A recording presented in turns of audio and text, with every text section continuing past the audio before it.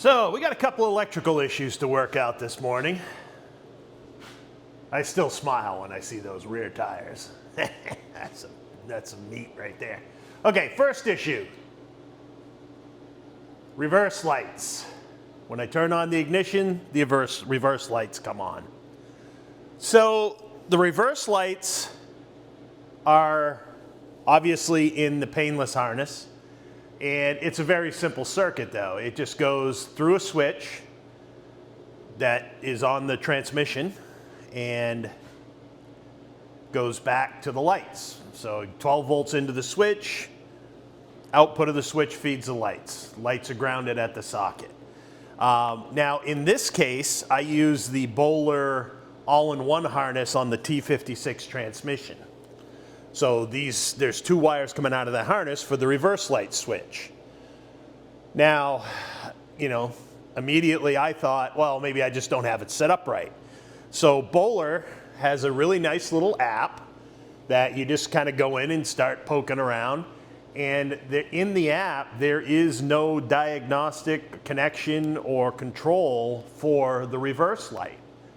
So that leads me to believe that the reverse light switch in the Bowler harness just goes to the switch. It doesn't go to their little control box. Let me show you what I'm talking about here.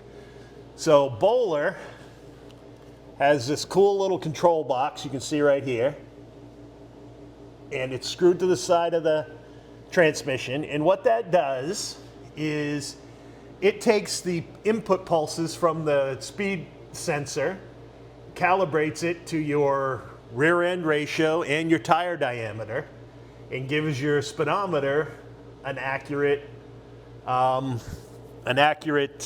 speed sense. It also controls the lockout solenoid for the reverse, which is here, so you don't blow this thing up by inadvertently slamming it in reverse when you're going for fifth. So that's all cool. But I thought, there's also the switch that connects to this is the reverse switch here. And this switch, although it's pulled kind of tight right now, sits here. And this guy, literally, that's just a switch. When it goes into reverse, it closes the circuit. I just pulled on those wires. I want to double check that light's still on. Okay, so we haven't fixed anything yet, folks. All right, so what that leads me to believe, however, yes, and I am correct. Should have looked at this before I got all wrapped around the axle on this, but the two wires in the harness just go to that switch. That's it. So they don't go back to the control module. All right, so that makes it easier, right? Because literally all I have is a connection.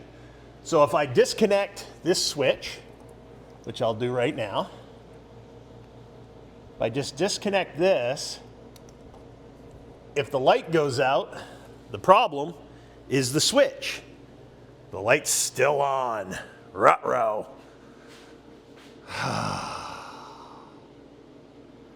That means I've got something shorted in my harness. Not good, not good. I got something wired wrong under the dash. I'm gonna have to dig into that. That sucks. I was kind of hoping, beyond hope, that I just had a bad switch on the transmission. Not so much. Okay, so I've got something wired wrong under the dash, which is gonna be a real pain in the ass to dig out, but it's gotta be done. So I'm gonna start looking into that. I'll put the car back down and I'll bring you back. All right, so the other problem I have is I don't have any directionals or brake lights. And I've isolated that problem. All of those connections come through the steering column. And sure enough, I pulled it apart, and the connector that mates the steering column to the harness, it doesn't look like it was on there right. These little terminals right here, if you look up in here, they're spread out really wide. Too wide to make contact with this. So I'm guessing this connector housing isn't right, and those contactors got up on these little dividers. So I've got to replace this connector. Not a huge deal, but I ordered the actual mating connector from Flaming River, who is the manufacturer of the steering column, to mate up with this exactly. Then there won't be any question. So I'm waiting for that to turn up. Should be here any time.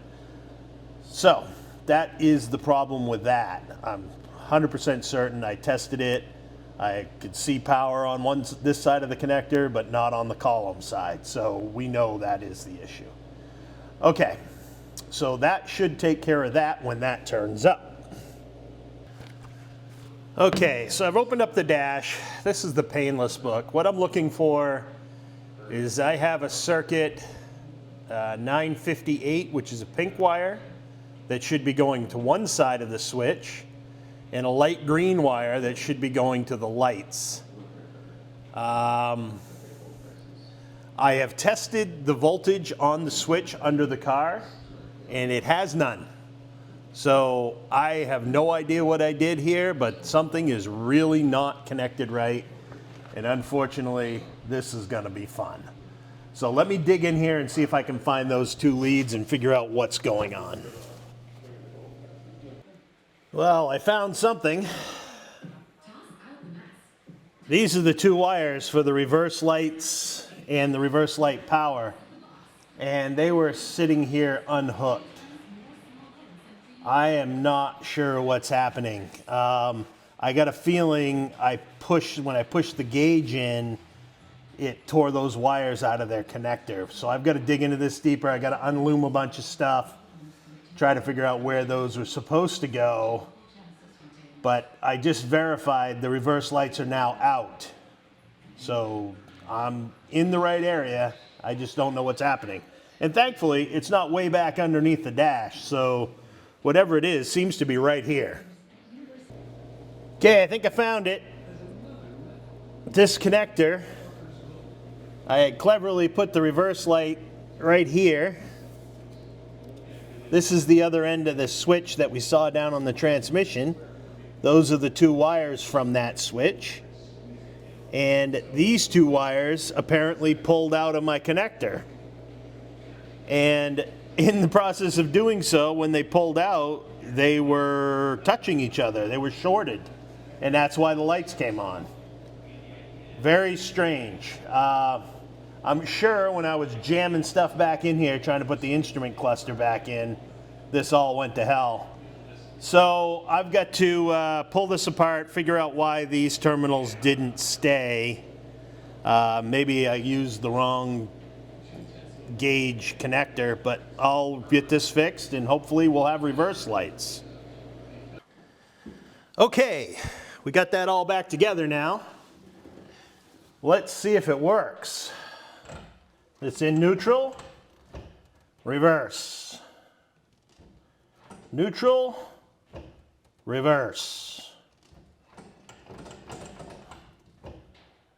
All right, I think that works. Let me show you what we found. This is kind of interesting. So, the way these terminals are designed, they have like a two-stage crimp, a smaller crimp here where the wire gets bound in, and then a larger crimp which grabs the insulation and seals this waterproof seal to it. These have just been slipping out. They had pulled right out of that crimp. So I've either got to look to change my crimping die or use a smaller one or something, but we can't have those coming out. Now, I had changed this process a little later on so that I wasn't crimping the rubber. I was crimping the insulation with this bit and then sliding the rubber over the top of that. That seems to grab it better, but that was the problem, and this is one of the terminals that came right out. So either way, reverse lights fixed. Okay, another small issue I want to correct while I have this apart. So I put, there's typically a hole here and there's a little light that goes behind it, which is the high beam indicator in the normal normal scheme of things. Of course, the Dakota Digital has its own high beam indicator, so I didn't need that. So I took and just slid in a little super bright, little tiny LED for a rev light. So you can set up the Dakota Digital gauges to trip this light at a certain RPM. You know, kind of cool. Just a little shift light or whatever. But problem is, this wire is too short. I don't have enough slack on the piece behind it. So I'm going to extend these wires out a little bit so that I can plug that in comfortably while I'm pulling the gauges out. It's just kind of a pain the way it is right now because you can just barely get your hand in there and one-handed try to unhook this. But if I add another 5 or 6 inches to this wire, I'll have that problem solved. All right, this should wrap this up. But I got the new female connector kit for the Flaming River setup, and here it is. It does look a little different, but not crazy different. So, I don't know. Hopefully, this will just click on there better. I'm gonna get a little better look at this and see if I can't discern a difference, because I'm not seeing a huge difference here. This looks pretty much the same. Anyway, I'm gonna transfer over to this one anyway, just because you can see those prongs in that connector are spread out something terrible, like it was not clicked on right. So, all right, I'll figure this out and bring you back. Okay, I've got that all back together. I haven't put the dash back in yet. I'm waiting for the LED flashers to turn up. I'm not even sure I need that put back together to do that. I can get to those from the bottom. But everything seems to work now. I can hear the horn relay clicking, so I know that's working. I've just got to figure out now. I think I got to get a different horn. I think the horn I have is not working. So, got to debug that a little further, but other than that switch, that connector is all sorted now. All my controls work through the steering column, including the 4-ways and everything else. So, just need the flashers at this point, and that's all done. So anyway, yeah, that's it. I just got to put the gauge cluster back in, and this is done.